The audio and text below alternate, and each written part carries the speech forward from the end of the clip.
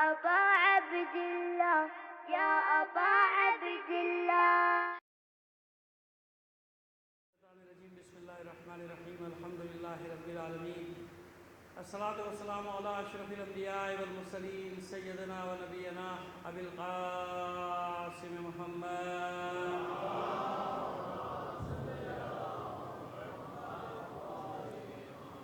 وآله الطيبين الطاهرين المعصومين ولعنة الله على أعدائهم أجمعين من الآن إلى قيام يوم الدين. أما بعد فقد قال الله تعالى في كتابه المبين وهو أصدق القائلين وقوله الحق. بسم الله الرحمن الرحيم إن الذين أوتوا العلم من قبله وإذا يتلى عليهم يخرون للأذقان سجدا. صلوات بھیجے محمد علی محمد پر.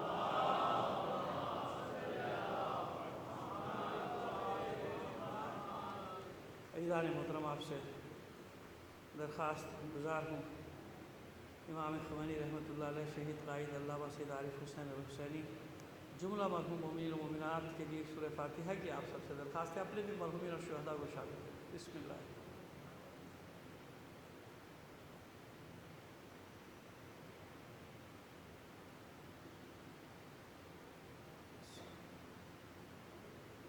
اور مجلس کے اختتام پہ موقع ملے نہ ملے، برادر سید اعجاز حسین کی اہلیہ محترمہ بیمار ہیں، آپ کا بھی کوئی مریض ہے، سب کے لیے دعا کریں. بےحد بیماری کربلا سب کو صحت کاملہ و عاجلہ عطا ہو. تمام مریضوں کی شفا یابی کے لیے بلند آواز سے ایک صلوات عنایت فرما دیجیے گا.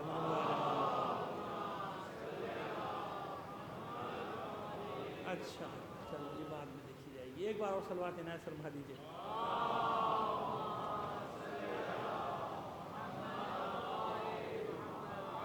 عزیزان محترم، آج تعارف کرا دیں گے مضمون کا، موضوع کا جو دیا ہے عنوان کا. انشاءاللہ کچھ تھوڑا سا بیان بھی کر دیں گے، اس کے بعد پھر تفصیلات میں کل سے جائیں گے، دیکھتے ہیں بات کہاں تک جائے گی. اور ہمیشہ سے یہ اشرا تقریباً ایسے ہی رہا کہ تاریخی موضوعات ہی رہیں اس کے. ہمیشہ سے جب سے میں نے پڑھنا شروع کیا، میرا خیال ہے کہ 30-31 سال تو ہو گئے ہوں گے، ایسے ہی لگ رہا ہے مجھے. 81 سے شروع ہوا تو 30 سال ویسے ہو گئے، اور ہجری سال 1 سال اور بڑھا دیجیے تو 32واں 33واں اشرا ہوگا جو پڑھیں گے. سال گزشتہ پڑھا تھا، مگر وہ انٹرنیٹ کے ذریعے سے کووڈ کے چکر میں پڑھا تھا. اور کووڈ کے چکر میں لوگوں کی عادت اتنی خراب ہو گئی کہ ہر ایک کے گھر میں موبائل ہے. وہ کہتے ہیں ہاں سن رہا ہوں آپ کی مجلس، گھر میں بیٹھ کے سن رہا ہوں، فرش اعضا پہ نہیں آتا. ارے بھائی فرش اعضا پہ آ جاؤ، فرش اعضا کو آباد رکھو. خیر بہرحال پروردگار سب کی توفیقات میں اضافہ فرمائے. تو آپ بھی ایسے ہی ہے تو تاریخی موضوع ہی، لیکن ذرا سا الگ ہٹ کے ہے دیگر موضوعات سے. قربان گاہ عشق، یہ میں نے عنوان قرار دیا. کیا مطلب قربان گاہ عشق؟ وہ لوگ جو عشق کے راستے میں قربان ہو گئے. کون سا عشق ہے؟ وہ عشق حقیقی حسین، وہ عشق حقیقی علی، وہ عشق حقیقی اہل بیت علیہ السلام. اسلام میں جن لوگوں نے جانیں دی، اور ایسے جانے نہیں دی بلکہ سارے عالم میں مذہب حقہ کو پھیلایا بھی، مکتب کو پھیلایا بھی، مکتب کا کلمہ بھی پڑھوایا. کن حالات میں بھی ان حالات کا ذکر کریں گے تو اندازہ ہوگا. یعنی اس عنوان کے تحت جو میں ذکر کروں گا ان فقہا کا ذکر کروں گا کہ جو شہید کیے گئے. اچھا وہ بھی چند کا ہی ذکر ہو پائے گا، سب کا نہیں، ہزاروں کی تعداد ہے. میں مثال کے طور پہ سمجھاتا ہوں آپ کو. میں ایک بات کہنے جا رہا ہوں، اس کی دلیل بھی ہے، وہ دلیل بھی دے دیں گے. گزشتہ 70 سال میں 35,000 علماء قتل کیے. کتنے؟ زبانیں کھل جاتی ہیں نا، یہ 2-2 انچ کی 2-2 گز کی ہو جاتی ہیں جب گالیاں دینی ہوتی ہیں نا فقہا کو، مراجع کو. اور گالیاں دینے والے بڑے قابل ہیں ماشاءاللہ، پتہ ہے نا، ان کے حلیے بتا دیتے ہیں کہ کتنے قابل ہوں گے اور کتنا ان نے پڑھا ہوگا، کتنی خاک چھانی ہوگی. فقہا کو گالیاں دیتے ہیں، مراجع کو گالیاں. معلوم ہے کہ کس نے یہاں تک مذہب کو پہنچایا، کس نے مکتب کو پہنچایا یہاں تک، فقہ جعفریہ تم تک کس نے پہنچائی ہے، نہج البلاغہ کس نے پہنچائی، سیف کاملہ کس نے پہنچائی، صحیفہ فاطمیہ کس نے پہنچائی. اس تقیہ کے زمانے میں اپنی گلے دے دے کے گلے کٹا کے زندہ جلا دیے گئے، پانی میں بہا دیے گئے، ٹکڑے ٹکڑے کر دیے گئے. علماء کے ان کی قبروں کے نشان نہیں جن کے میں نام ان کا بھی بتاؤں گا، آپ کو اندازہ ہوگا. صرف کس لیے کہ اہل بیت کا مکتب شیعوں تک پہنچ جائے. اور پھر یہ نہیں پھیلایا اس زمانے میں گاؤں کے گاؤں، علاقے کے علاقے، شہر کے شہر، ملک کے ملک حلقہ بگوش مذہب تشیع کی ادھر لے کر آگے، سب اس طرف لے کر آگے. کون تھے وہ وہی تھے جنہیں آج کل معاشرے میں پلانٹڈ لوگوں کو لایا گیا ہے کہ ان کو جتنی گالیاں دے سکتے ہیں. ان کی گالیاں دینا تو اپنی جگہ، جگر چھلنی جب ہوتا ہے، جب وہ گالیاں دے رہا ہوتا ہے اوپر سے، اس کو مال مل رہا ہے نا، اس کو لاکھوں کروڑوں کے حساب سے دیا جا رہا ہے کہ یہ کرنا ہے پلانٹ، اس کو تو ٹاسک ایک دے دیا یہ کرنا ہے. اب وہ دماغوں پہ حکومت کر رہا ہے، کھیل رہا ہے. دکھ حسرت ہوتا ہے، اب نیچے بیٹھے ہوئے لوگ سن رہے ہیں، اپنے مراجع کی گالیاں سن رہے ہیں، فقہا کو گالیاں سن رہے ہیں. یہ بھی بھول جاتے ہو کہ زیارتیں کرنے جو جا رہے ہو نا، یہ فقہا کے خون کا صدقہ ہے. جو گالیاں دیتے ہیں وہ کہاں تھے پوچھو نا. جب سامرا تباہ ہو رہا تھا، جب کربلا میں بلاسٹ ہو رہے تھے، نجف میں بلاسٹ ہو رہے تھے، زینبیہ تباہ ہو رہا تھا، کہاں تھے یہ سارے ٹھیکیدار منتب کے؟ کس طرح تھے یہ ٹھیکیدار؟ کوئی نظر آیا؟ ہاں، جڑیں کھودنے کو نظر آئے، انتشار پھیلانے کو نظر آئے، اختلاف ڈالنے کو نظر آئے. جو مجاہد علماء تھے ان کو گالیاں دیتے وقت نظر آئے تو دل نہیں دکھے گا؟ تو وہ اتنے آزاد ہو اپنی بکواس کرنے میں، تو ہمیں کس نے روکا ہے؟ ہم بھی نہیں ڈرتے کسی سے. خدا کا شکر ہے الحمدللہ، ایسا لقمہ کھاتے ہی نہیں جو ہماری زبان روک دے. وہ لقمہ نہیں رہتے. فرق ہے لقمے میں. وہ بھی جس کی کھا رہا ہے اس کی گا رہا ہے، میں بھی جس کی کھا رہا ہوں اس کی گا رہا ہوں. وہ امریکہ کی کھا رہا ہے، وہ MI6 کی کھا رہا ہے، وہ برطانیہ کی کھا رہا ہے، وہ اسرائیل کی کھا رہا ہے، وہ جن کی کھا رہا ہے ان کی گا رہا ہے. ان کے مقصد کے لیے کر رہا ہے. میں اپنے امام زمانہ سے رزق لے رہا ہوں. سمجھ میں آ گیا؟ میں حسین کے دروازے کا بھکاری ہوں، مجھے کوئی شرم نہیں ہے. اپنے بچوں کو اسی رزق پہ پالا ہے، MI6 کے پیسے پہ نہیں پالا ہے، موساد کے پیسے پہ نہیں پالا ہے. سمجھ میں آ رہی ہے بات؟ اب یہ کھل کے بات کر رہا ہوں.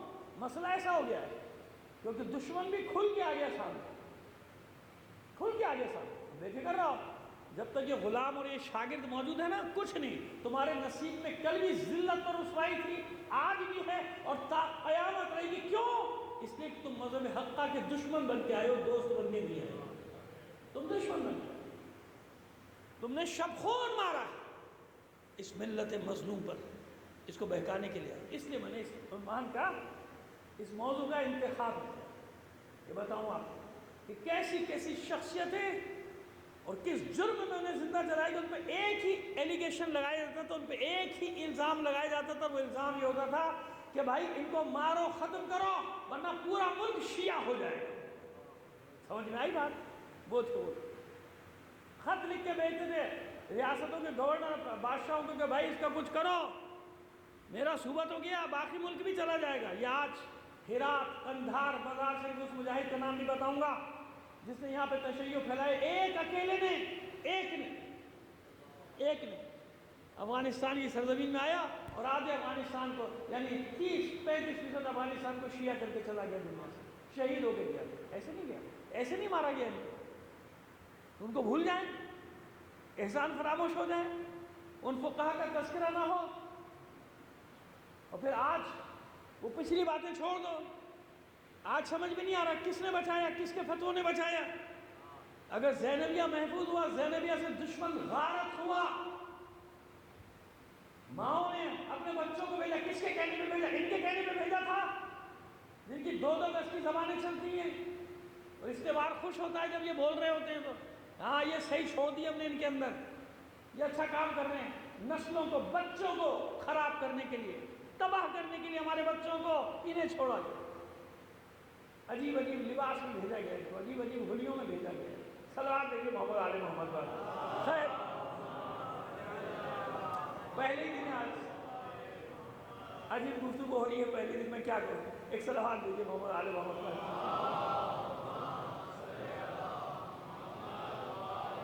میں تو آج میں کہنا 32-33 سال کا ہو گیا یہ اشرا مجھے پڑھتے ہوئے. مجھے کبھی کسی نے مایوسی کی بات سنی میرے منہ سے؟ کر بھی نہیں سکتا. یہ مایوس وہ ہوتے ہیں جن کے پیچھے کوئی نہیں ہوتا. خدا کا شکر ہے ہمارے پیچھے ہمارے امام زمانہ کا ہاتھ ہے. ہم کیوں مایوس ہو؟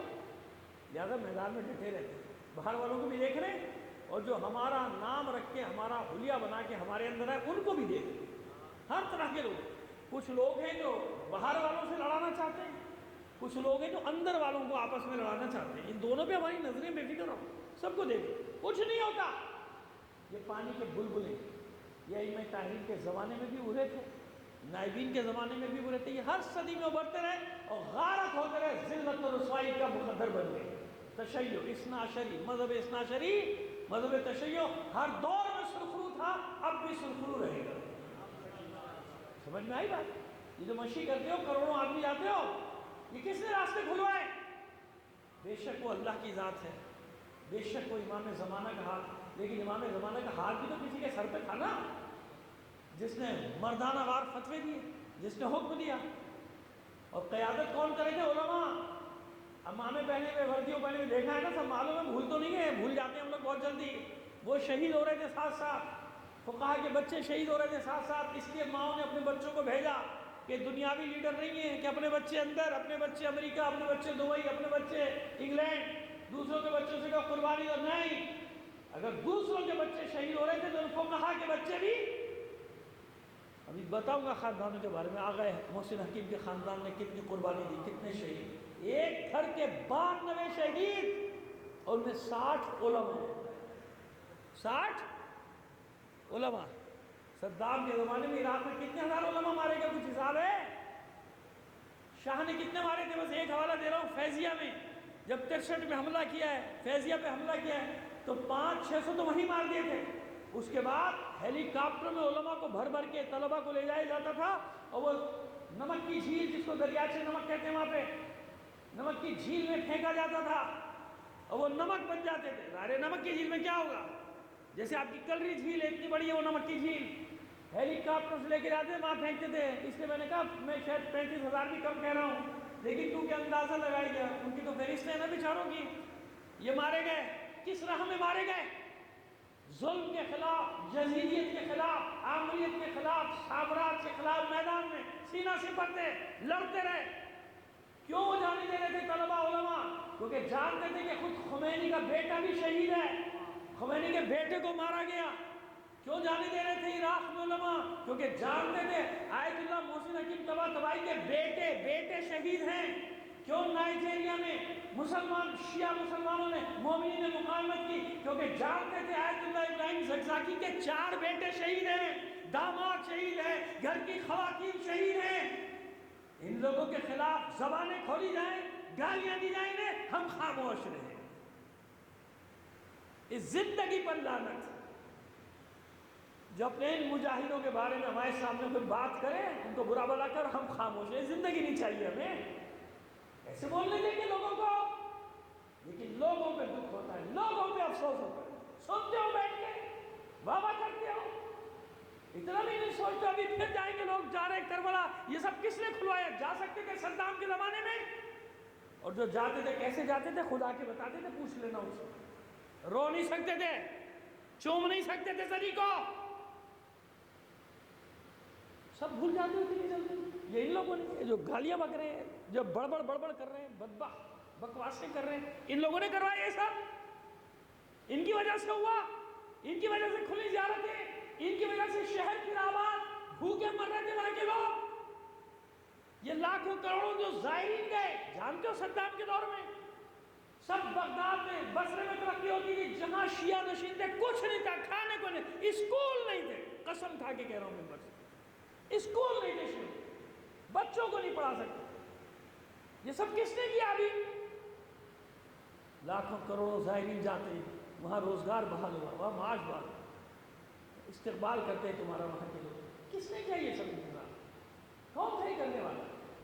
زبانیں کھولنے سے پہلے کچھ تو سوچا کرو کیا کرے، کچھ تو سوچا کرو. اللہ کے بندو، کس کے لیے زبانیں کھولے؟ جن کے جو محسن ہیں تمہارے، اور جو تم سے کچھ بھی نہیں چاہتے، کچھ نہیں چاہتے تم سے. کتنی عزت دی انہوں نے تمہیں معلوم ہے؟ پوری دنیا میں سیستانی، خامنائی، آگ لگ جاتی ہے لوگوں کو نام لو. چلو کل معصوم امام علی کا نام سن کے آگ لگتی تھی، آج اس کے غلام علی کا نام سن کے آگ لگ جاتی ہے. ہاں آقا اور غلام کا فرق ہے نا، لیکن شباہت تو ہے. کل بھی علی کے نام سے نفرت تھی، آج بھی علی کے نام سے نفرت ہے ان کو. صلوات بھیجیے محمد علی محمد کا.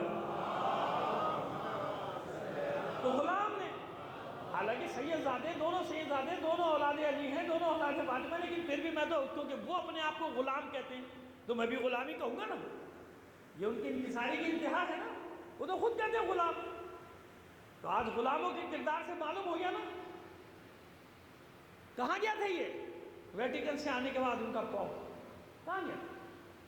اسی کوچے میں گیا تھا نا، اس کے دروازے پہ دنیا بھر کے علماء گئے تھے، اپنے پرائے سب گئے تھے وہاں، سب گئے تھے اس میں، وہ کہیں نہیں جاتا، لیکن آیا تھا نا، کیوں آیا تھا نا، جب کس لیے آیا تھا؟ شکریہ ادا کرنا، احسان ماننا، کیونکہ دو اسلام سامنے لایا تھا سیستانی، اس کا بھی نام علی ہے نا، سید علی ہے سیستانی، خامنہی کا نام بھی، بس فرق ہے نا، وہ آقا ہے، یہ اس کے غلام ہے، وہ مولا ہے، یہ اس کے نوکر ہے، اور یہ بھی یہی کہتے ہیں جو میں کہہ رہا ہوں، یہ بھی نوکری ہے، یہ بھی آقا کہتے ہیں اپنے آپ کو۔ صلوات دیجیے محمد آل محمد پر۔ دو اسلام کا فرق بتایا تھا، دہشت گردوں نے ان کی آبادی میں قبضہ کر کے ان کی بچیوں کو کنیز بنایا، ان کی عورتوں کو کنیز بنایا، اور ان کے بازار میں بیچنا شروع کیا، بازار میں قیمتیں سینوں پہ لگائیں، ان کے $100 $50 $70 ایسے بیچ رہے تھے، آپ نے پتہ نہیں دیکھا کہ نہیں دیکھے وہ منظر، پوری دنیا نے دیکھے وہ منظر، ایسے بیچ رہے تھے جیسے بھیڑ بکریاں، جیسے بھاؤ تاؤ ہوتا ہے، قربانی اتنے، اور نقابیں اٹھا کے ایسے دکھا رہے تھے ان کی، اور وہ ڈری سہمی زنجیروں سے بندھی بیٹھی تھی، اور جب سیستانی تک خبر پہنچی تو علی کے اس غلام نے حکم دیا، حکم، فتویٰ نہیں، درخواست نہیں کی، حکم دیا کہ ان کو خریدو، خرید کے لاؤ، اور خریدنے کے بعد عزت اور احترام سے ان کے ماں باپ کے حوالے کرو، ان کے گھروں تک پہنچاؤ، گھر نہیں ہے تو امان میں لاؤ، یہاں امان میں لاؤ، امان دو۔ یہ تھا وہ احسان مغربی دنیا پہ، دبی زبان میں اعتراف سب نے کیا، لیکن پروپیگنڈا کرتے ہوئے موت آئی، کیونکہ انہیں معلوم تھا کہ ہم تو ان کے خلاف پروپیگنڈا کر رہے ہیں، یہ پروپیگنڈا جائے گا تو پھر کیا ہوگا؟ اگرچہ کہ خبر دی، کہنے کو کہیں گے ہاں ہم نے تو دی تھی خبر، دی تو تھی خبر، لیکن اب جانتے کہ خبر دینے کے انداز کیسے ہوتے۔ تو یہی جب آئے پاپ وہاں کے، اور پیدل اس کو آنا پڑا، آپ سب نے دیکھا، اب جتنا پتلا پوچھا، گاڑی واڑی تو جا نہیں سکتی، لیکن آپ دیکھیے مہمان کے ساتھ کیا سلوک ہوتا ہے۔ آغا علی سیستانی زمین پہ بیٹھتے سب کو معلوم ہے، اور جو بھی بڑا وزیر اعظم ہے صدرہ میں ہی بیٹھنا پڑتا ہے اس کو، وہ زمین پہ گدی بچھی ہوئی ہے، اسی بیٹھیں گے آمنے سامنے سب، لیکن کیونکہ مہمان مریض تھا، مہمان آرتھرائٹس کا مریض تھا، مہمان نہیں بیٹھ سکتا تھا زمین پہ، اور جب کہ اس کو بتا دیا جاتا ہے کہ کرسی نہیں ہے وہاں زمین پہ بیٹھ رہے ہیں، تو اس نے بھی کہا تھا کہ میں زمین پہ بیٹھ جاؤں گا کیسے بھی کر کے، ایسا کا سہارا لے کے مجھے جانا ہے وہاں، اس کا شکریہ ادا کرنے جانا ہے کہ جس عالم نے ہماری بیٹیوں کو آزاد کرایا، ان کو عزت دی، اس کا شکریہ ادا کرنا۔ لیکن جب وہ وہاں گیا تو یہ تھی مہمان نوازی، یعنی بینچ رکھی تھی، پہلی بار شاید اوپر بیٹھے ہوں گے آغا سیستانی، لیکن صرف مہمان کی خاطر، کیونکہ مہمان تکلیف میں آتے۔ یہ دوسرا اثر تھا جو اس پر پڑا، جو اس نے باہر نکل کے کہا کہ مجھے تو معلوم تھا کہ زمین پہ بیٹھنا ہے، لیکن وہاں جا کے مجھے معلوم ہے کہ میری وجہ سے یہ بینچ رکھی گئی ہے کیونکہ میرے گھٹنوں میں تکلیف ہے۔ صلوات دیکھیں محمد آل محمد پر۔ کیا پیغام لے کر گیا وہ؟ ایک تمہارے عالم نے ان کے پاپ کو وہاں بلا لیا، یہ بلائیں گے یا زبان درازیاں کر رہے ہیں؟ ان کا کریکٹر دیکھو، اور اس ایک عالم کا کریکٹر، سمجھ میں آ رہی بات؟ اب جب زبان کھولیں گے پھر کیا ہوگا؟ دکھ نہیں ہوگا؟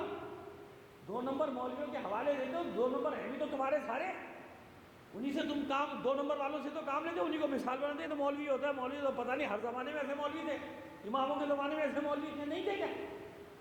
قرآن میں ان کا ذکر ہے، اماموں کے دور جو پہلے انبیاء کے دور، ہر دور میں ایسے رہے، 2 نمبر مال ہر جگہ رہا ہے، کہاں نہیں رہا؟ نہیں اسی کو مثال بناتے۔ مجاہد تمہیں نظر نہیں آتے؟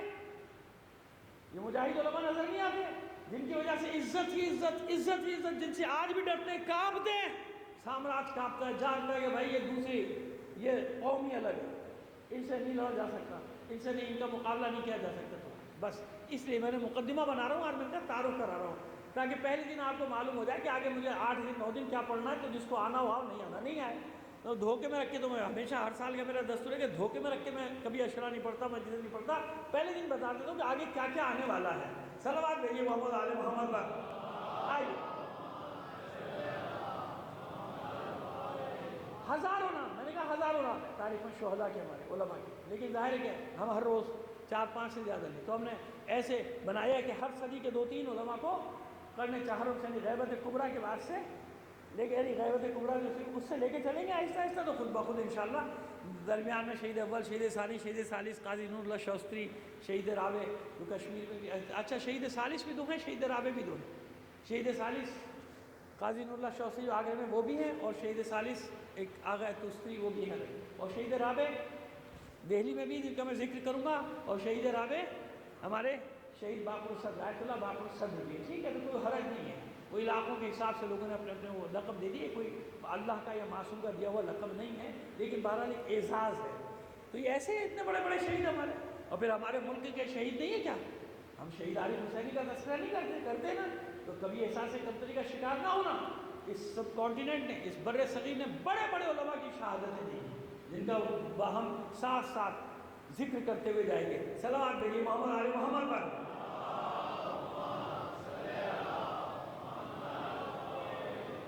تو وہ پہلا شخص، اچھا اتفاق ہے کہ جو پہلا نام میں نے انتخاب کیا اس کے نام کے ساتھ امام آتا ہے، اور میری بڑی مشکل حل ہو گئی۔ لوگ سمجھتے ہیں کہ عالم کے ساتھ امام کا لفظ اب آیا ہے نا، اچھا، اور لطف کی بات ہے کہ اس کا مزار بھی موجود ہے، ورنہ باقی کے تو مزار بھی نہیں، کیونکہ جلا دیا گیا، بہا دیا گیا، ٹکڑے کر دیے گئے، مکے کی راہ میں کسی کو مار دیا، کسی کو کہیں، کسی کو کہیں، کہیں کچھ نہیں، لیکن ان کا مزار ہے۔ عامل یہ جو پہلے تبرستان میں شامل تھا، اب یہ کیسپین سی کے ساحل پہ شہر ہے ایک عامل، ایک ہے جبل عامل، وہ لبنان میں، یہ عامل الگ ہے، آیت اللہ جواد عاملی جہاں کے ہیں نا وہ الگ ہے، اور آیت اللہ علامہ حر عاملی وہ جبل عامل کے ہیں، ایک عین سے ہے ایک الف سے ہے۔ صلوات بھیجے محمد آل محمد پر۔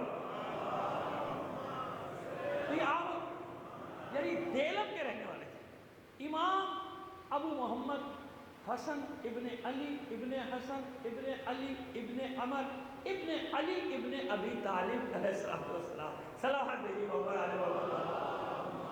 اب شجرہ معلوم ہو گیا، پہلا نام جو میں نے انتخاب کیا وہ ذریت علی میں ہے، اور اس کے نام کے ساتھ لگا ہوا ہے امام، حالانکہ ہجری 304 میں شہید ہو گئے، چودھری ہو گئے۔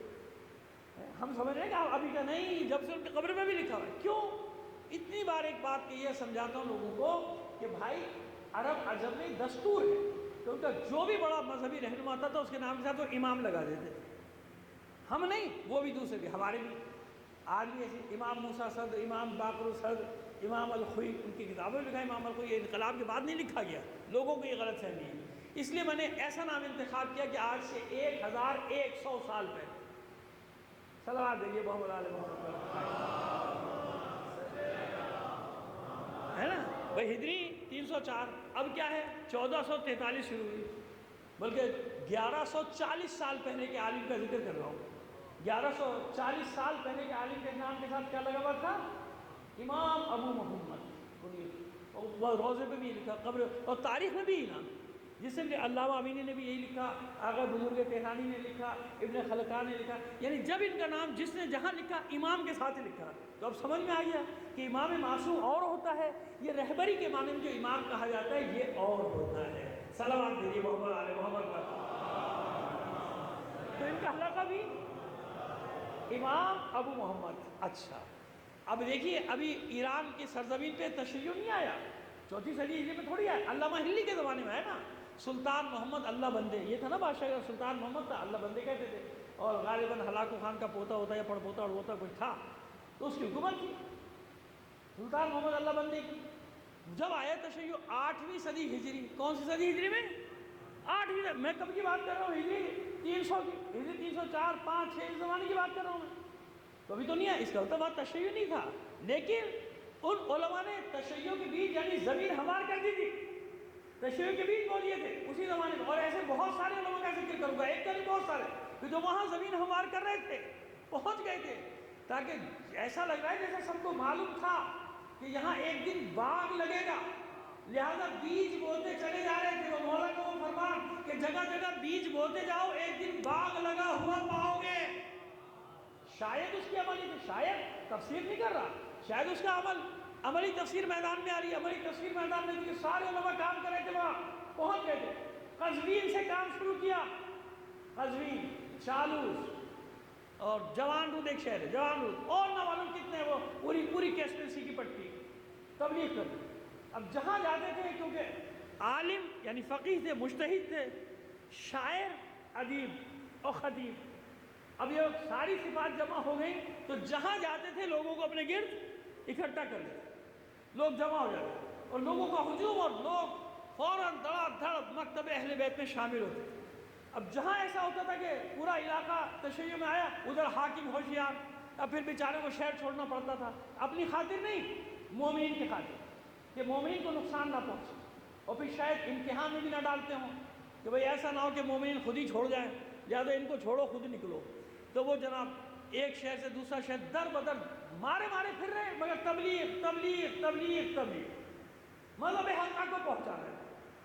رے سے قریب تھا اس وقت قزوین، رے پوری سلطنت تھی، آج تو ایک چھوٹا سا علاقہ ہے نا، اس وقت وہ رے سلطنت تھی، رے اور قزوین ساتھ میں تھے۔ رے میں کون تھا؟ ذکر کریں گے انشاءاللہ، شاہ عبدالعظیم حسنی ہے نا، جن کے روزے پہ جاتے ہیں، شاہ عظیم کہ آپ روزے پہ جاتے ہیں، بتائیں گے ان کی تفسیر، کس امام نے ان کو یہاں پہ بھیجا تھا۔ آ جائے گا کل یا پرسوں انشاءاللہ، ایک ترتیب کے ساتھ آ جائے گا۔ ایک صلوات بھیجیے محمد آل محمد پر۔ یہ کئی جگہ سے آخر جب یہ دیلم پہنچے واپس، تو دیلم میں اپنے یہ تقریباً 100-125 شاگردوں کے ساتھ، شاگرد یعنی وہی طلبہ علماء تھے ان کے ساتھ، ان کے ساتھ، اور بس اس جنگل سے اس جنگل، اس جنگل سے اس جنگل، اس جنگل سے اس جنگل پھر آخر وہ مقتدر باللہ کی حکومت تھی، مقتدر باللہ عباسی خلیفہ کی، اس کے جنرل نے مخبریاں، تو آپ جانتے ہیں ہر زمانے میں ماشاءاللہ مخبری بڑی پکی ہوتی ہے۔ صلوات بھیجیے محمد آل محمد پر۔ تو مخبری ہو گئی۔ اب ایسا تھا کہ نکلنے کا کوئی چانس نہیں تھا، یا سرنڈر کرو یا لڑو، جان دو۔ اب ہے تو خون تو بھارت جا رہا ہے نا، شجرہ تو مولا کا ہے نا، میں نے پورا شجرہ آپ کے سامنے پڑھ دیا، شجرہ تو مولا کا۔ انہوں نے اپنے ساتھیوں کو اکٹھا کیا۔ دیکھو ہاشمیوں کے خوبی یہ بھی ہوتی ہے کہ مردانہ کبھی دھوکے سے نہیں مارتے نا کسی کو، نہ مرواتے کہ دیکھو بھائی ہم مشکل میں، تم تو نہیں ہو نا، تم جاؤ، ہم سنبھالیں، ہمارے ساتھ جو بھی۔ انہیں اپنے ساتھیوں کو جمع کیا کہ دیکھو اب میں بھاگوں گا نہیں، کیونکہ بھاگنا اب گنجائش نہیں ہے، پہلے نکل جاتے تھے، لیکن اب دشمن ایسے للکار رہا ہے مجھے کہ یا میں سرنڈر کروں، ہتھیار ڈال دوں، یا لڑوں، تو میں لڑوں گا۔ میں نے فیصلہ کر لیا، لیکن میں نہیں چاہتا کہ تم لوگ کی جانوں کو خطرے میں ڈالوں، تم لوگ اپنی جان بچا کے نکل جاؤ، تم سب نکل جاؤ، میں بھی یہاں سے بھی جانے والا ہوں۔ اور مجھے لگ رہا ہے کہ میرا مقام آ گیا۔ وہی آمل کی جگہ ہے دیلم میں، آمل علاقے کا نام، آمل میں مزار بھی کا آج تک ہونا ہے، جہاں شہید کیے گئے تھے اسی جگہ پر ہے۔ کہنے میرا مقام آ گیا، مجھے ایسا لگ رہا ہے، اب میں یہاں سے نہیں۔ لیکن وہ طلبہ اور علماء بھی ایسے تھے کہ جناب وہ کہا کہ نہیں استاد، تمہارے ساتھ زندگی کاٹی ہے، اب تمہارے پاس زندگی کا مزہ بھی نہیں ہے، اب نہیں جی لڑیں گے آخری سانس تک لڑیں گے۔ اب یہ تعداد کے بارے میں نہیں معلوم کہ کتنے تھے، 100 تھے، 125 تھے، 150 تھے، 50 تھے، لیکن تھے ان کے ایک بڑی تعداد، دکھائے کہ بڑی تعداد جو تھی آپ کے ساتھ شاگردوں کی تھی، کیونکہ بچہ کوئی نہیں نا جو تعداد بتاتا، زندہ کوئی نہیں بچا۔ یہ جناب وہاں پر لڑے، اور لڑتے لڑتے انہیں اپنی جان جانے آخر سپرد۔ امام ابو محمد صاحب کتاب بھی ہیں، صاحب شمشیر بھی، یعنی صاحب سیف و قلم۔ صاحب سیف و قلم ان علماء کو کہا جاتا ہے کہ جو عالم بھی تھے اور جنہوں نے جہاد میں بھی حصہ لیا، انہیں کہا جاتا ہے صاحب سیف و قلم، یعنی قلم اور تلوار دو۔ تو یہ پہلا تشیع کا صاحب سیف و قلم 4ویں صدی ہجری کا عالم تھا، جس کو شہید کیا گیا، اور وہیں پہ ان کا پھر روضہ بھی بن گیا۔ قبر اس وقت تو قبر بنی، لیکن آج تک وہ روضہ اتنا بڑا ہے، جیسے آپ قم جاتے نا اس طرح کا روضہ ہے، اور مرکز ہے اس علاقے کا، انقلابیوں کا مرکز ہے، یعنی عاشورہ ہو، تاسوعہ ہو، چلو پوری قوم آ کے وہاں ان کے پاس جمع ہوتی ہے سارے۔ تو آج تک وہ روضہ 1140 سال ہو گئے ان کی شہادت کو، وہ مرکز بنا ہوا، یعنی جہاں جہاں ایک ایک گیا ہے، ایک ایک نشانی گئی، اس نے پورے علاقے کو مذہب اہل بیت میں داخل کیا، انہیں نے اللہ کے ذکر کو زندہ کیا، اللہ نے ان کے ذکر کو زندہ کر دیا۔ تو وہ جانے نہ دیتے تو یہ کیسے ہم تک پہنچتا؟ یہ ابھی ایک کا بتا رہا ہوں، ابھی اور بتاتا ہوں۔ صلوات بھیجیے محمد آل محمد پر۔ آئیے بدیع الزماں ہمدانی، بدیع الزماں ہمدان، سمجھیے آپ ہمدان کے رہنے۔ اچھا دیکھیے ہمدان کی بھی تشریح کر دیں۔ آپ اکثر کربلا میں سنیں گے نا بریر ہمدانی، اور بھی بہت سارے ہیں، قبیلہ بنی ہمدان۔ قبیلہ بنی ہمدان الگ ہے، یہ ہمدان الگ ہے۔ قبیلے بنی ہمدان سے لوگ سمجھتے ہیں ہمدانی ہے وہ جو ہمدان سے گئے، نہیں، ہمدان سے نہیں گئے، بلکہ وہ یمن میں ایک قبیلہ ہے، قبیلہ بنو ہمدان، یہ یمنی تھے سارے، کیونکہ مولا کی ولایت بھی رہی تھی نا یمن میں، آج تک دیکھ لیں ویسی ہے ماشاءاللہ، جہاں سے جو گیا ہے آج تک ویسے مجاہد تشیع ہے، مجاہد والا، مجاہدوں والا، وہ لڑتے ملتے، وہ نہیں ڈرتے ڈراتے دنیا کی کسی طاقت سے، ہمیشہ میدان میں رہنے والے لوگ ہیں یمنی، تو بنی ہمدان وہاں کا قبیلہ ہے، اور یہ ہمدان شہر ہے، تو یہ بدیع الزماں ہمدانی کا اس قبیلے بنی ہمدان سے کوئی تعلق نہیں، یہ اس ہمدان کے جو ایران میں شہر تھا اب صوبہ بن گیا، ہمدان پورا صوبہ ہے، صلوات بھیجیے محمد آل محمد پر۔ اب دیکھیے اب کوئی نئی بات تو ہے نہیں، دیکھیے اب آپ سے میری کوئی نئی بات نہیں، 32-33 سال سے آپ مجھے سن رہے ہیں، آپ کو معلوم ہے ایسے خشک مجلس پڑھتا ہوں، میں وہی پڑھوں گا جو 32-33 سال سے پڑھ رہا ہوں اتنے خشک، لیکن آپ کی صلوات کی آواز سست نہیں ہونی چاہیے، صلوات بلند آواز سے آنی چاہیے۔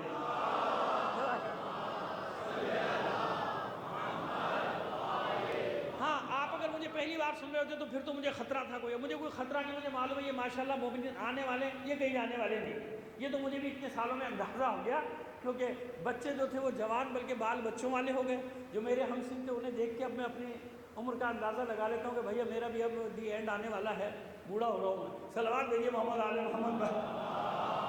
اب یہ ہے تو اب مجھے اس کی تو پرواہ ہے نہیں بالکل بھی کہ بھائی کوئی آئے گا کوئی نہیں آئے گا، میں ان چیزوں سے گزر چکا، بہت آگے نکل چکا، لیکن صلوات کے لیے میں چاہتا ہوں کہ صلوات آئے تو معلوم ہو کہ ہاں آپ بیدار بیٹھیں، کوئی سو نہیں رہا ہے، صلوات دیجیے ایک بار اور محمد آل محمد۔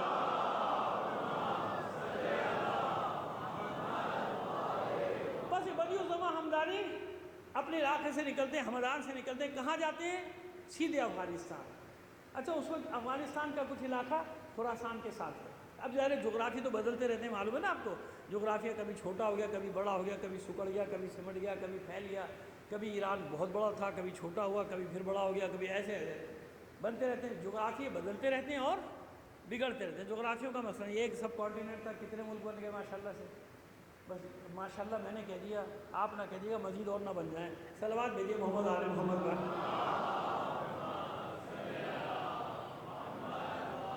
ہاں جو بن گئے وہاں تک ماشاءاللہ ٹھیک ہے، اس کے آگے استغفر اللہ ہے، ایک اور صلوات بھیجیے محمد آل محمد پر۔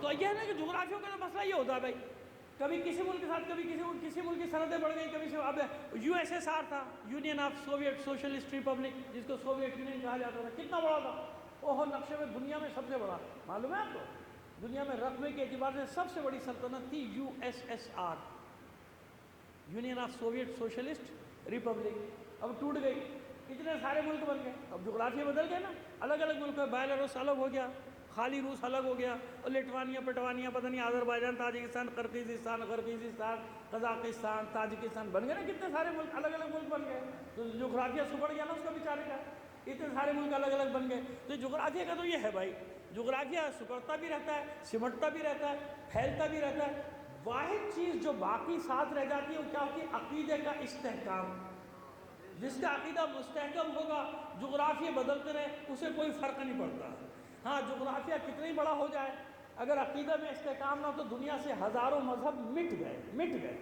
یہ عقیدے کا استحکام تھا، مضبوطی تھی، جڑوں کی مضبوطی تھی، کہ وسائل نہ ہونے کے باوجود، کوئی وسائل نہیں، نہ محراب نہ منبر، کچھ نہیں تھا شیعہ علماء کے پاس، اور پوری دنیا کی دشمنی کے باوجود جتنی سرعت سے تیزی سے مذہب تشیع دنیا میں پھیلا، کوئی مذہب کبھی بھی نہیں پھیلا اتنی تیزی سے، جانتے ہیں؟ تو یہ ایک آدمی آیا بدیع الزماں ہمدانی، اچھا یاد رکھیے ایک سید علی ہمدانی بھی ہیں، ہمدانیوں کا بڑا شعر ہے اس بر صغیر میں، تشیع پھیلانے میں، کشمیر میں، جب آپ جائیں گے سید علی کا جو مزار ہے وہ سید علی ہمدانی ہے، تو وہاں بھی وہ الگ ہیں، وہ بعد کی شخصیت ہے، یہ پہلے کی بتا رہا ہوں، چوتھی صدی، وہ تو بعد میں آئے تھے، ابھی 500-600 سال پہلے کی بات ہے، یہ تو میں 1100 سال پہلے کی بات کر رہا ہوں آپ سے، بدیع الزماں ہمدانی سفر کرتے ہیں، ان کو یہ اشارہ ملتا ہے کہ اس طرف جاؤ، اس زمین کی طرف جاؤ، یہ آ جاتے ہیں، یہ قندھار، ہرات، مزار، پہلے ایک ہی علاقہ تھا، ابھی الگ الگ صوبے ہو گئے، قندھار الگ ہو گیا، مزار شریف الگ چلا گیا، لیکن بہرحال علاقہ یہیں پہ تشیع کی اکثریت ہے، 30-35% آبادی جو افغانستان کی وہ یہیں پہ، کیونکہ اکثریت یہاں کی وجہ سے، ایک صلوات اور بھیج دیجیے محمد آل محمد پر، آئیے آئیے بدیع الزماں ہمدانی آتے ہیں، اب دیکھیے ان کو معلوم ہے کہ بس اب گئے تو گئے، اس زمانے میں ہجرت ایسی نہیں ہوتی تھی، جناب گئے دل نہیں لگا تو واپس آ گئے، ایسے تھوڑی ہوتا تھا۔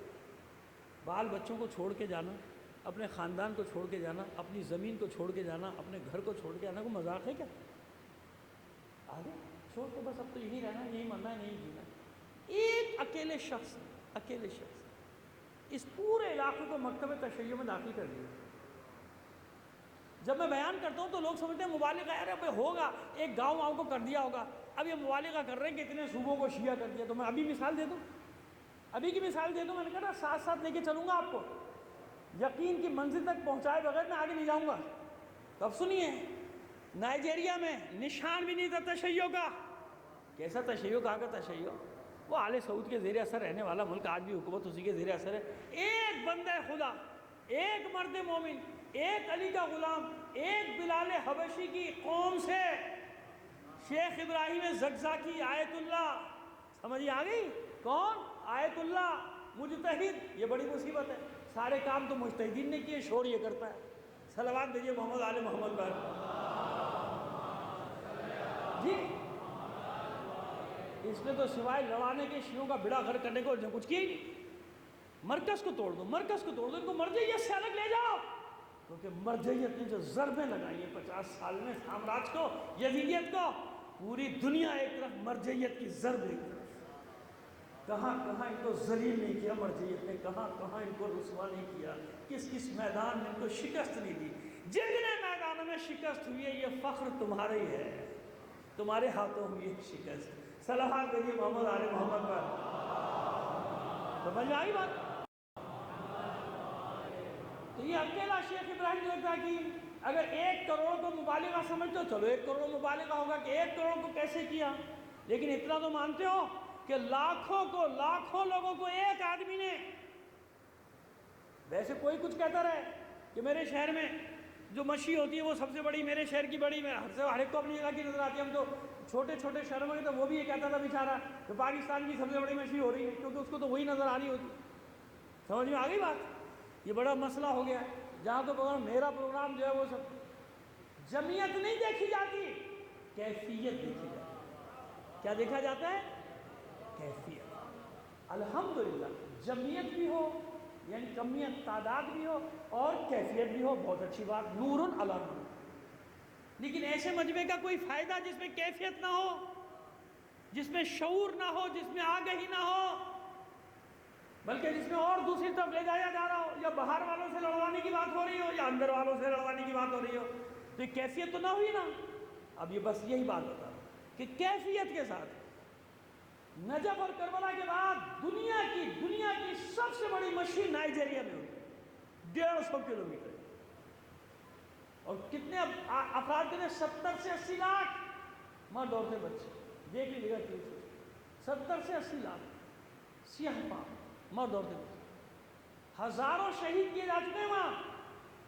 تو اکیلا شیخ ابراہیم زقزاقی وہاں گیا اور لڑ کے جیتا مقدمہ۔ اب خیر اب جان نہیں رہی ہے، کیونکہ اتنے عرصے جو زندان میں رہے، بیمار رہے، تشدد بھی ہوا، ان کو بہت بری طریقے سے خود ان کو مارا گیا تھا، بس جان سے نہیں گئے، باقی ان کے ساتھ کیا کچھ نہیں گیا۔ اب یہ چل بھی نہیں سکتے، ان کو اندر بہت امراض، اسی لیے سپریم کورٹ نے وہاں کی تھوڑا کہ بھائی چھوڑو، مر جائے گا اندر تو مصیبت ہوگی۔ اس کے بیٹے، اس کے داماد، اس کی خواتین، اس کے گھر کے درجنوں افراد شہید کو اس کی آنکھوں کے سامنے مارا ہے، لیکن استقامت کا پہاڑ، کوہ استقامت کا، ہار گئے دشمن، وہ عالم جیت گیا۔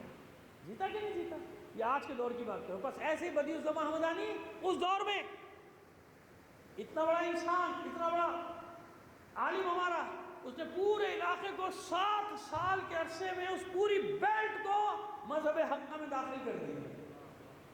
اب تو برا بلا، کیونکہ فقیہ تھا، مجتہد تھا، جو مرضی کہہ ڈالو، ان کے کام دیکھو اور ان کے کام دیکھو، پورے علاقے کو۔ آج جو آپ یہاں بیٹھے ہیں، پورے سب کانٹیننٹ میں بیٹھے ہیں، آزادی کے ساتھ سب کر رہے ہیں۔ یہ جو زیادتی تو زیادتی نہ سمجھو، یہ کچھ بھی نہیں ہے، پھر بھی آزاد ہو کے نہیں ہو۔ ہماری بات جا رہی ہے، پوری دنیا میں سنائی جا رہی ہے، سوشل میڈیا پہ کوئی بکواس کر رہا ہے تو جواب بھی جا رہا ہے کہ نہیں جا رہا؟ جا رہا ہے نا۔ تو یہ کیسے مل گیا؟ ایسے مل گیا، بیٹھے بیٹھے، ان لوگوں کی وجہ سے مل گیا۔ ان علماء کی قربانیاں جو قرون اولیٰ میں یہاں پر آئے، باپ یاد آئے، اپنا گھر بار، اپنا خاندان چھوڑ کر آئے، اس پوری سرزمین کو مذہب اہل بیت سے آگاہ کیا، پھانسیاں چڑھ گئے، اکبر نے مارا کچھ کو جہانگیر نے مارا، کچھ کو اورنگزیب عالمگیر نے مارا، مارتے رہے شیعہ علماء کو، قتل کرتے رہے. ابھی بتائیں گے آپ کو آگے چل، لیکن اشارے دے رہا ہوں، ایسے پھیل گیا تھا اتنی آسانی سے پھیلا یہاں پہ. وہاں کا زمانہ نہ سمجھو، اکبر کے زمانے میں بھی بس اتنا کافی تھا کسی کو قتل کرنے کے لیے کہہ دو شیعہ مار دو. کسی پر بھی الزام لگایا قتل کر دو اس کو، کوئی نہیں پوچھے گا، عدالت میں شیعہ کو مارا جاؤ جانے. یہ تھا اکبر کے بادشاہ کے، مغل اعظم وہ گھنٹی بجا کرتی تھی جس کی عدالت کی. صلوات بھیجیے محمد آل محمد پر. ہاں اس سرزمین کا عجیب خاصہ، اس سرزمین کا عجیب خاصہ یا بادشاہ پرست رہے یا مردہ پرست رہے، اور جن زندوں کے پیچھے جانا چاہیے تھا ان زندوں کے پیچھے نہیں گئے. صلوات بھیجیے محمد آل محمد پر. عجیب ہے. اس لیے میں نے کہا یہ ابھی کے بھی حوالے دے دوں آپ کو، آپ سمجھے پتہ نہیں کہا کہ کہانی قصے سنا رہے ہیں، پرانی کہانی قصے نہیں، وہی سنت ہے، اسی سنت پہ سب چل رہے ہیں. اسی کو کہتے ہیں سنت شبیری، اسی کو کہتے ہیں سنت شبیر. تو بدیع الزمان ہمدانی نے پورے علاقے کو جب 7-8 سال ہو گئے اب گھبراہٹ ہوئی، کیونکہ مناظرہ ہوتا تھا نا، ایسے تھوڑی شیعہ ہوتے تھے، وہاں کے علماء آتے تھے بیٹھتے تھے 30-30 40-40، اور بدیع الزمان ہمدانی شکست دیتے تھے سب کو گفتگو میں، لوگ شیعہ ہو جاتے تھے. اب یہ بھاگے غزنوی اور غور کی طرف سارے ملا، اور وہاں کے حکمرانوں کو ورغلائے، مرتد آ گیا، کافر آ گیا. اور وہی جو ہمیشہ صدیوں یاد رکھیے گا، اس وقت یہ الزام لگایا جاتا تھا. کیا الزام؟ 2 الزام لگائے جاتے تھے اس وقت کہ شیعوں کا قرآن دوسرا ہے اور یہ صحابہ کو گالیاں دیتے. تاریخ اٹھا کے دیکھ لیجیے، یہی ہے ہمیشہ سے، یہی 2 الزام. ان کا قرآن دوسرا ہے. اچھا جاہل اتنے کہ کسی کے گھر میں ویسے بغیر اطلاع کے چلا جائے کہ قرآن لا کے دیکھ لے،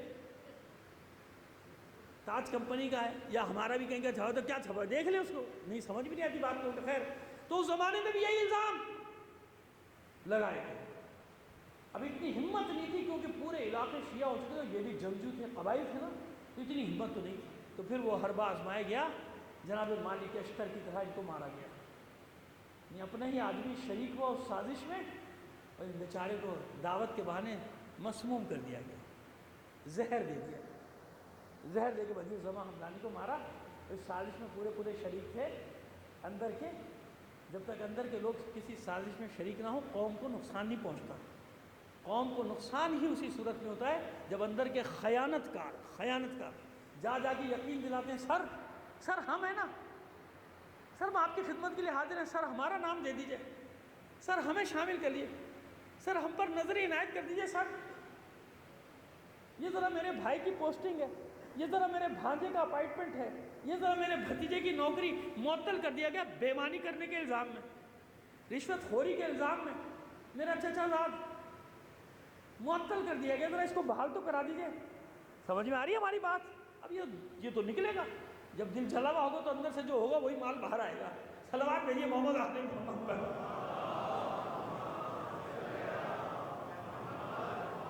نہیں بلند آواز سے مل کر ایک صلوات عنایت فرمائیے.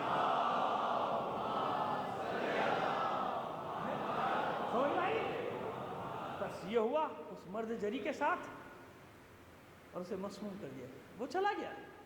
ان کی قبر ہے، ان کا مزار ہے آج بھی ہے ہر آج میں، اور وہی مرجع خلائق ہے، مرجع خاص و عام ہے، لوگوں کے آنے جانے کی جگہ ہے. مر بھی گئے تو مرجع ہیں، لوگ آتے رہتے ہیں جاتے ہیں، رجوع کرتے ہیں، انہیں کی روحانیت ہے وہاں. بس ایک اور ذکر کریں گے، وقت اجازت نہیں دیتا، بلکہ تفصیل اس کی کل بیان کر دیں گے. یہ وہ ہے ہمارے بہت ہی عظیم انسان ہے ابو علی عبداللہ، جس کو بھرے دربار میں زندہ جلا دیا گیا. اسے دھوکے سے بلائے گئے، عالم تھے ہمارے، بغداد بلائے گئے، عباسی کی حکومت تھی نا، بغداد بلائے گئے دھوکے سے. سارے علماء کو جمع کیا گیا، بحث مباحثہ ہوا، انہیں نے سب کو زیر کر دیا. اب کیا کریں بھائی، گئی تو اگر یہ خبر باہر نکلی تو گئی، باہر نکل کے تو ہمارے قابو کوئی نہیں آئے، کیا کیا جائے؟ لہذا فتویٰ لگایا تم فلاں کو نہیں مانتے، تو فلاں کو نہیں مانتے، تو فلاں. تم نے بھائی میں نے کب کہا کہ مانتا کہ نہیں مانتا، میرا تو اس مسئلے سے تعلق نہیں. لیکن جبری وہاں پہ سب سے فتویٰ لے گئے، اسی وقت موت کی سزا دی گئی. تلوار سے نہیں قتل کیا گیا، زندہ جلا گیا. آپ دشمنی اور نفرت دیکھیں. یہ وہ علماء ہے. حالانکہ یہ وہاں تقیہ کر سکتے تھے. وہ کہہ رہے تھے توبہ کر لو, معافی مانگ, جیسے باقر النمر سے تھا کہ بس ایک معافی مانگ لو جان بچ جائے گی. لیکن نہیں, جانتے تھے کہ اگر ہم نے معافی مانگی تو ہماری قوم کا مورل ڈاؤن ہو جائے گا, کہ ہمیں شہادت کا درس دینے والا خود ڈر گیا شہادت جب سامنے آئی. تو یہ تھے وہ مجاہد علماء. میں نے بھی ذکر شروع کیا ہے, ذکر آج تو مقدمے کی مجلس ہے, کل تفصیل سے جائیں گے تو بتائیں گے کیا کیا کیا ہے, کس کس جرم میں مارا گیا ہے. اس زمانے میں بھی ایسے ہوتا تھا, یہی الزام لگتے تھے, 2-3 مخصوص ان کو ہوا دی جاتی تھی, یہ الزام لگایا اور قتل کر دو ان کو, کافر قرار دو, مار دو. مگر یہ اپنے راستے سے تو نہیں ہٹے.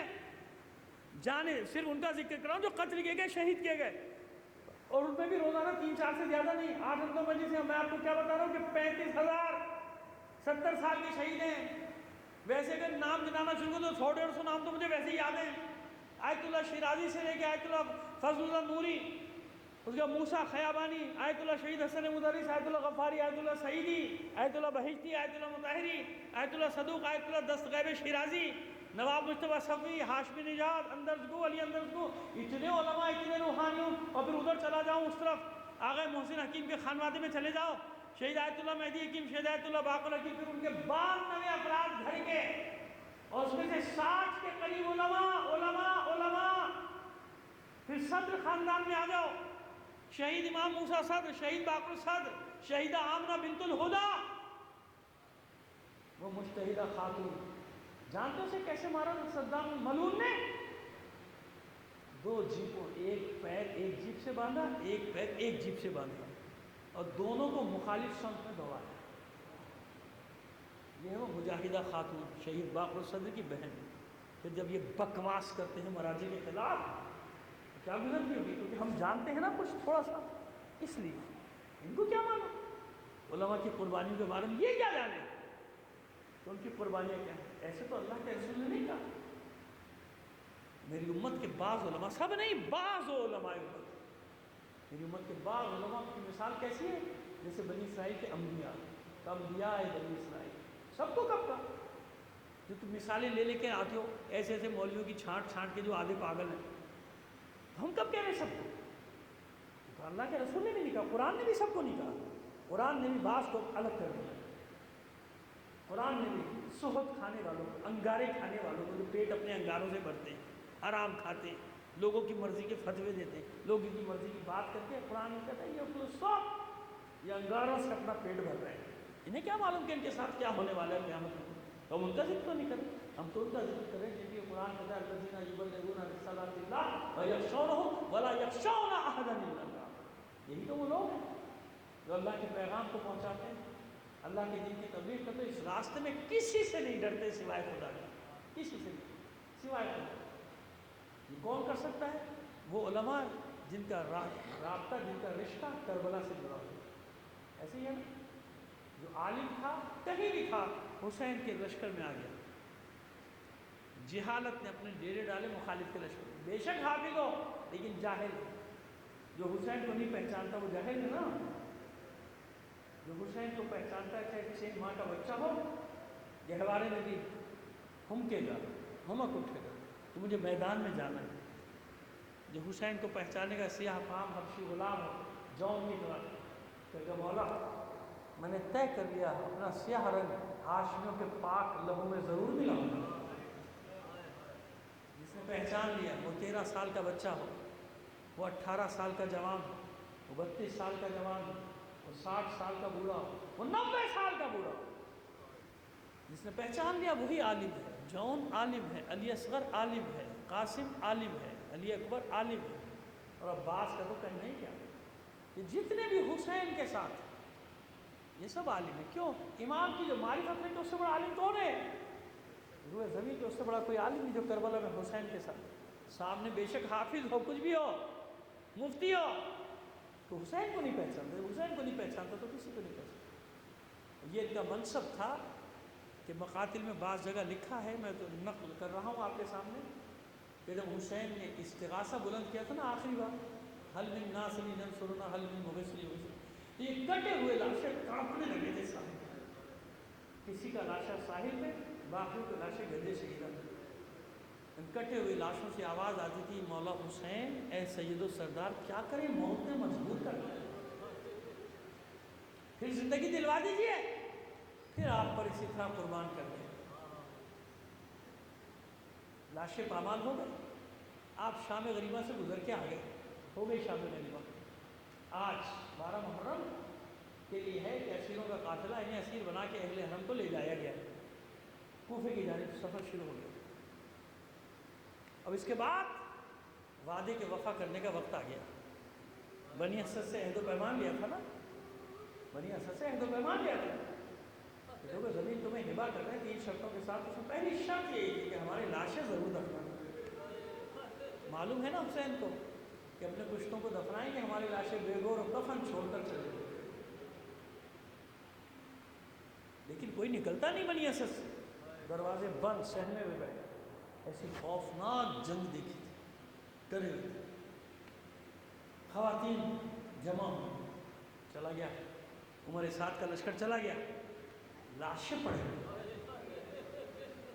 ہمارے مردوں نے وعدہ کیا تھا فرزند زہرا کا لاشا دفن۔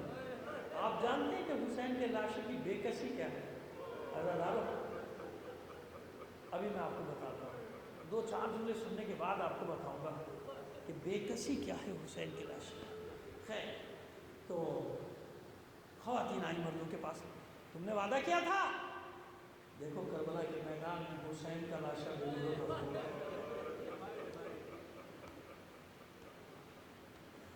اب اپنے عہد و پیمان کو پورا کرو، چلو حسین کا لاشا دفناؤ۔ جناب ان مردوں نے عورتوں کے ہاتھ پکڑ پکڑ کے کھینچ لیا، بٹھا کے بیٹھو، ابھی دیکھا نہیں کیا ہوا، دیکھا نہیں میدان میں کیا ہوا، کیا چاہتی ہو بیوہ بنا دی جاؤ، تمہارے بچے یتیم کر دیے جائیں، تمہیں بھی اسی طرح لے جائے جائے بازاروں میں، بیٹھ جاؤ۔ سمجھ گئی عورتیں کہ یہ ڈر گئے، خوف زدہ ہو گئے ہمارے من، باتیں کرنا اور ہوتا ہے، میدان میں مقاومت دکھانا ہر ایک کے بس کی بات ہے۔ ڈر گئے جمع ہوئے، خود ہم نے بھی تو وعدہ کیا تھا، چلو ہم فرزند زہرا کا لاشا دفنائیں، چادریں سر پہ ڈالی، بچوں کو بلایا، دیکھو ہماری مدد کرو، حسین نے تم سے بھی وعدہ لیا۔ اور شاید حسین جانتے تھے نا، بلکہ یقیناً حسین جانتے تھے، جبھی تو سب سے وعدے لیے تھے، مردوں سے بھی، بیویوں سے بھی، بچوں سے بھی، بچے بھی تیار، چادریں سر پہ لی، کدال بیلچے لیے اور گھروں سے نکلے قتل گاہ کے، بچے ساتھ ساتھ، حسین ہم آ رہے ہیں، حسین ہم تیرا لاشا دفنانے آ رہے ہیں، چلاتے ہوئے لوگ حسین کے لاشے کی گردے شیخہ کی طرف پڑے۔ اب مردوں نے دیکھا کہ تو غضب ہو گیا، قیامت ہو گئی، یہ تو قیامت تک کی رسوائی ہے، اگر ہمارے زندہ ہوتے ہوئے ہمارے سامنے ہماری عورتوں نے لاشیں دفنائے، یہ تو اس سے بڑی موت ہے جس سے ہم ڈر رہے ہیں۔ غیرت جاگی تو بس، اب دونوں طرف موت ہے، لیکن یہ موت عزت والی، وہ موت ذلت والی۔ اب بے شک ابن زیاد کا لشکر آ جائے، لڑے گا، ہتھیار جس پہ سجائے، گھروں سے باہر نکلے، اپنی اپنی خاتون کا ہاتھ پکڑا، گھر میں بیٹھا، گھر میں ہم لاشا دفنائیں گے حسین کا۔ ہماری غیرتوں کو گوارا نہیں کہ ہمارے ہوتے ہوئے ہماری عورتیں میدان میں جائیں اور لاشیں دفنائیں۔ آپ سمجھ میں آیا؟ بے کسی حسین کی اور سید سجاد کی، جوان بیٹا، باپ کا لاشا سامنے پڑا ہے، گلے میں دو، زنجیروں سے بندھا ہوا، اور جملے ہیں جا کرے وہ بیٹا جس کے سامنے اس کے باپ کا لاشا پڑا ہو اور اسے دفنانے کی اجازت نہ ہو۔ اور بے کسی بتاؤں، ان کی غیرت جاگی، ان کی غیرت جاگی یہ کہتے ہیں کہ یہ نہیں ہو سکتا کہ ہمارے سامنے ہماری عورتیں گھروں سے باہر نکلیں، لاشیں دفنائیں۔ ذرا سیدھے سجاد کے دل سے تو پوچھو، کربلا سے کوفہ، کوفے سے شام، سربرینا سیدانیہ، رسول زادیہ، کسی ناقے پہ زینب، کسی ناقے پہ ام کلثوم، کسی ناقے پہ ام لیلا، کسی ناقے پہ ام رباب، اور سکینہ کسی ناقے کی پشت سے بندھی ہوئی۔ پوچھو ذرا سیدھے سجاد سے، ان کی غیرت نے گوارا نہ کیا کہ ان کی عورتیں کوئی دیکھنے والا نہیں، مگر کیسے جائیں گی مقتل میں جب ہم زندہ ہیں؟ ارے سیدھے سجاد کے سامنے شام کے بازار میں اس طرح ذاتیوں کو لایا گیا تھا کہ خود معصوم فرماتے ہیں ہمیں بازار شام میں اس طرح لایا گیا جیسے زنجبار کے غلاموں اور کنیزوں کو اللہ لعنت اللہ علی القوم الظالمین وسيعلم الذين ظلموا أي منقلب ينقلبون باری الہ بحق محمد و آل محمد ہمارے اس خلیل عمل کو قبول فرما لے اپنی حاجات اپنے امام زمانہ کے توسل سے تیری بارگاہ میں پیش کر دیں دنیا میں جہاں کہیں بھی مومن آباد ان کی جان و مال عزت و آبرو کی حفاظت فرما حضرت حسین کو اپنے رحمان میں رکھ جو مومن حضرت